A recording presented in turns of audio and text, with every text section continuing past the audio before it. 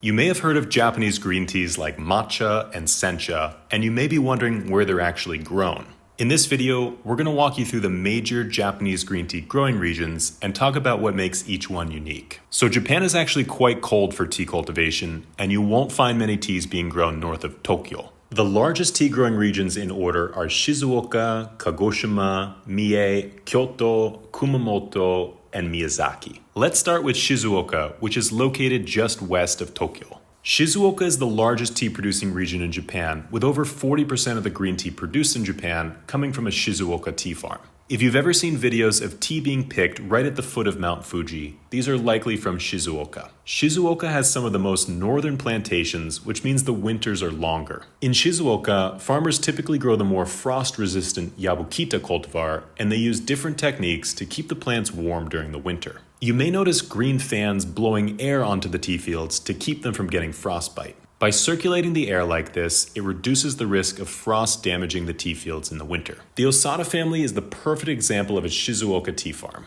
They produce the tea in a small town where the landscape is much flatter and more people live. This makes it easy for them to provide jobs to people in towns nearby without having them to commute too far for work. They still end up sourcing their tea from up in the mountains, from a collection of organic tea fields they refer to as the organic village of Isagawa. The tea farmers up here have all agreed not to use pesticides or chemicals on their fields, and they all work together to form one large Shizuoka tea farm. The tea produced on this Shizuoka tea farm is of great quality, and it really benefits from the mineral-rich mountain soil. You can clearly see this minerality when you drink one of their teas, like the Kukicha Osada, and you can feel this tingling sensation on the palate. The flavor is slightly on the drier side with a hint of astringency. If you're interested in trying other types of Shizuoka green tea, you can check out the Bansha Masuda N or the Goko Matcha Koyai. Shizuoka green tea doesn't follow one specific taste characteristic, but a higher percentage of these teas are made from the Yabukita cultivar, which means that they have a little bit more dryness to them. We have so many other regions to get to, but if you're enjoying this video so far, just know that this is just a small excerpt of our book, Secrets of Japanese Green Tea.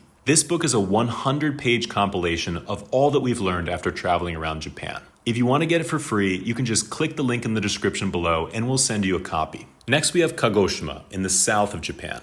Kagoshima farms are responsible for 19% of the tea produced in Japan, making Kagoshima the second largest tea growing region in Japan. The Kagoshima tea farms we work with are located in the far south of the island of Kyushu. In this volcanic, subtropical region, the winters are much milder, allowing farmers to produce a wider variety of tea cultivars. You will tend to find sweeter teas produced in Kagoshima, as the farmers are able to grow more delicate cultivars like Okumidori, Saimidori, and Asatsuyu. Some of the Kagoshima farms we work with, including Mr. Sakamoto's tea farm, Mr. Kawaji's tea farm, Mr. Naruki's tea farm, and Mr. Henta's tea farm. Next, we have Mie, which is responsible for 6.9% of the tea produced in Japan. Located right by the old capitals of Kyoto and Nara lies the coastal prefecture of Mie. In addition to producing the common Yabukita cultivar, Mie is also famous for the production of Sayama Kaori and Okumidori teas. It's also the largest producer of green tea used for desserts. Next, we have Kyoto, which is responsible for 3.4% of the tea produced in Japan. Kyoto tea farms are among the most legendary in all of Japan. In the cultural heart of Japan, there are still tea farms that grow and process green tea. Although Kyoto is a densely populated city, the areas surrounding it are covered with tea fields.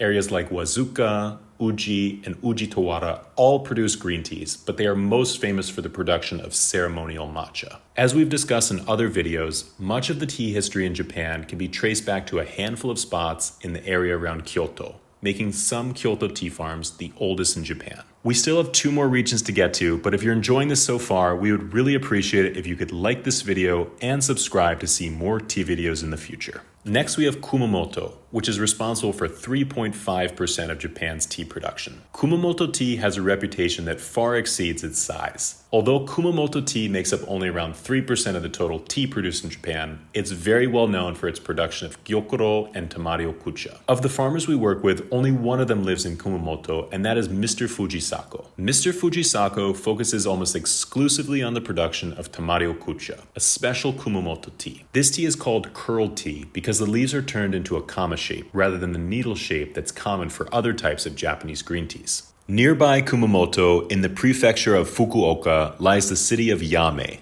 which has become famous for its production of sweeter green teas like Gyokuro and Kabuse Sencha. Although the area is small, Yame consistently produces some of the top Gyokuro teas in all of Japan. We like to get our Gyokuro tea from Mr. Sakamoto in Kagoshima. This is because he's demonstrated the ability to produce high-quality organic fertilizer that creates strong and savory flavor profiles without pesticides or chemicals. Last but not least, we have the Miyazaki tea farms, which produce 3.39% of Japan's total tea. Located on the eastern coast of central Kyushu, the mountainous Miyazaki prefecture is home to a rare Japanese green tea called Kama-iracha. Kama-iracha is made in the Chinese style, which involves turning the leaves in a hot pan to release the warmer flavors from the tea. While a typical Japanese green tea like sencha is really strong on these grassy or steamed vegetable taste profiles, Kama-iracha takes on more of these flavors of cashews, toasted almonds, and caramel. The flavor of Kama-iracha is somewhere in between a sencha, unroasted tea, and a hojicha, or fully roasted tea. If you prefer teas that drift more into this warmer direction, then Kama-iracha is the perfect tea for you. If you want to try any of the teas we mentioned in this video, we would really appreciate it if you could go to neoteas.com